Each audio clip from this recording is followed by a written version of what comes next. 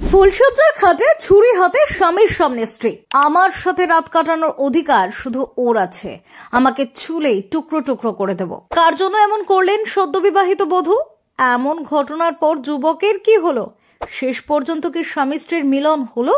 সোনাম কাণ্ডের পর একাধিক ঘটনায় প্রেমিকের সঙ্গে সদ্যবিবাহিত স্ত্রীর পালিয়ে যাওয়ায় হাঁপ ছেড়ে বেঁচেছেন স্বামী।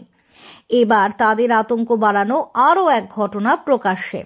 বিয়ের রাতে ফুলসজ্জার খাটে বসে স্বামীকে ছুরি হাতে শাসালেন নববধূ। জানিয়ে দিলেন, আমি আমানের ছুলেই ৩৫ টুকরো করব। এমনকি এটাই ছিল স্বামী নিশাদের প্রতি বছর ২৬-এর তরুণী সিতারার প্রথম প্রেমালাপ। কিন্তু এরপর কি হলো? বিয়ে কি টিকলো? ঘটনাটি উত্তরপ্রদেশের প্রয়াগরাজের। গত ২৯শে এপ্রিল ক্যাপ্টেন রাম আসারে নিশাদ বিয়ে করেন সিতারাকে। প্রথমত পরদিন স্বামীর বাড়িতে যান নববধূ। তোসরামে নিশাদের বাড়িতে ছিল এলাহি খাওয়া দাওয়া এবং গান বাজনার অনুষ্ঠান। কিন্তু আমন্ত্রিতরা যখন হই হই আনন্দে মেতে, তখন প্রাণে আতঙ্ক নিয়ে বাড়িতে বসেছিলেন নিশাদ। কারণ ফুলসজ্জার রাতেই তাকে খুনের হুমকি দিয়েছেন স্ত্রী সিতারা। নিশাদ জানান, আমি ঘরে ঢুকে দেখি হাতে ছুরি নিয়ে বিছানায় চুপ করে বসে আছে ও। আমাকে স্পষ্ট বলে, ছোবে না তুমি, আমি আমানের সম্পত্তি, যদি চেষ্টা করো তবে তোমাকে কেটে ৩৫ টুকরো করব। নিশাদ আরো বলেন, এমন কথায় হতবাক হয়ে যাই আমি। গোটা রাত সোফায় বসেছিলাম, চোখের পাতা এক করতে পারিনি। হাতে ছুরি নিয়ে বিছানায় বসেছিল।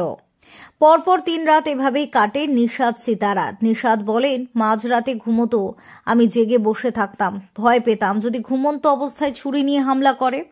খবরের কাগজ এমন ঘটনা তো দেখি, ভাবছিলাম এবার হয়তো আমারও খবর হওয়ার পালা। এরপরই তেসরামে পরিবারকে গোটা ঘটনা জানান নিশাদ। সিতারাকে প্রশ্ন করা হলে সপাটে তিনি জবাব দেন, আমি আমানকে ভালোবাসি, আমাকে জোর করে বিয়ে দেওয়া হয়েছে, কেবল ওর অর্থাৎ আমানের সঙ্গে সংসার করতে চাই, আমার সঙ্গে রাত কাটানোর অধিকার কেবল ওরই রয়েছে। এরপরই সিতারার পরিবারকে ডাকা হয়। ২৫শে মে বরপক্ষ ও কনে পক্ষের মধ্যে আলোচনা হয়। উপস্থিত ছিলেন প্রতিবেশী প্রবীণেরাও। চাপে পড়ে সকলের সামনে সিতারা প্রতিশ্রুতি দেন, আমানকে ভুলে যাবেন তিনি, এই বিয়ে মেনে নেবেন। যদিও আড়ালে নিশাদের ওপর চাপ সৃষ্টি করতেন তরুণী, যাতে করে তাকে আমানের কাছে পাঠিয়ে দেওয়া হয়। শেষ পর্যন্ত ৩০শে মে রাতে শ্বশুরবাড়ি ছেড়ে পালায় সিতারা। নিশাদের বাড়ির লোকেরা বলেছেন, ভালোই হয়েছে, আপদ বিদায় হয়েছে। Bureau report, talk to time.